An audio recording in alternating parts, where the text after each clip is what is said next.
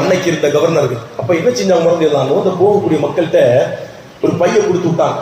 அங்குள்ள ஏழைகளுக்கு எல்லாம் நீங்க கொடுத்துருங்க, ஸ்பெஷலா ஒரு பைய கொடுத்து இதை நீங்க கவர்னர் சயீத் பின் ஆமிருக்கு கொடுத்துருங்க. நம்மள மாதிரி கவர்னரா இருந்திருந்தா அல்ஹம்துலில்லாஹ்னு வாங்கி வச்சிருப்போம். அந்த கவர்னர் மக்கள் வந்தாங்க, ஊருக்கு ஹிம்ஸ் மாநகரத்துக்கு வந்தார்கள். வந்து சயீத் பின் ஆமிரை சந்திக்கிறார்கள். நாங்கள் கலீஃபாவை சந்தித்தோம் மதீனாவில, இங்க உள்ள ஏழை மக்களுக்காக தொகையை தந்தார்கள். அதை கொடுத்துட்டு இன்னொரு பைய கொடுத்தாங்க, இந்த பைய உங்களுக்கு தர சொன்னாங்க. இத வாங்கின மறு நிமிஷத்துல அவங்க சொன்ன வார்த்தை என்ன தெரியுமா? இன்னா லில்லாஹி வ இன்னா இலைஹி ராஜிஊன். இன்னா லில்லாஹி சொல்லுவோம், ஒரு மரணம் சோதனை ஏதாவது பிரச்சனைகள் நடந்தாதான் இன்னா லில்லாஹி சொல்லுவோம். ஆனா இந்த இன்னா லில்லாஹுடைய சத்தத்தை கேட்டு வீட்டுல இருந்த மனைவி கேட்கிறாங்க, என்ன ஆச்சுங்க, கலீஃபா மூத்தாயிட்டார மதீனால?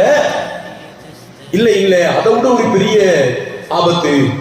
அப்ப என்னாச்சு, முஸ்லிம்கள் போர்க்களத்திற்கு போய் கொல்லப்பட்டு விட்டார்களா சஹாபாக்கள்? இல்ல இல்ல, அதை விட மோசமான ஒரு நிறைவேற்றோடு அந்த பெண்மணி கேட்டாங்க, அல்லாஹ்வுடைய தண்டனை ஏதாவது இறங்கிச்சா? இல்ல இல்ல, அதை விட மோசமான உண்டு. அப்படி என்னதாங்க, கலீஃபாவிடத்தில் இருந்து நாம் ஏழ்மையாக இருக்கிறோம் என்பதாக நமக்கு அன்பளிப்புகளை கொடுத்து விட்டிருக்கிறார்கள். என் அருமை மனைவியே, நீங்கள் எனக்கு கொஞ்சம் ஒத்துழைப்பாக இருப்பீர்களா?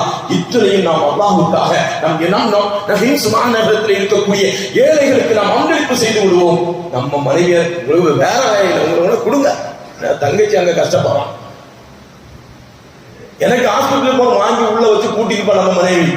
ஆனால் சயீத் பின் ஆமிர் ரலியல்லாஹு அன்ஹு மனைவி எப்படி இருந்தாங்க தெரியுமா? உங்களோடு நான் இருக்கிறேன், நீங்க எதை சொல்றீங்களோ அதை கேட்பதற்குண்டான ஆர்வத்தோடு இருக்கிறேன், நீங்கள் தைரியமாக செய்து கொள்ளுங்கள் என்று சொன்னார்கள்.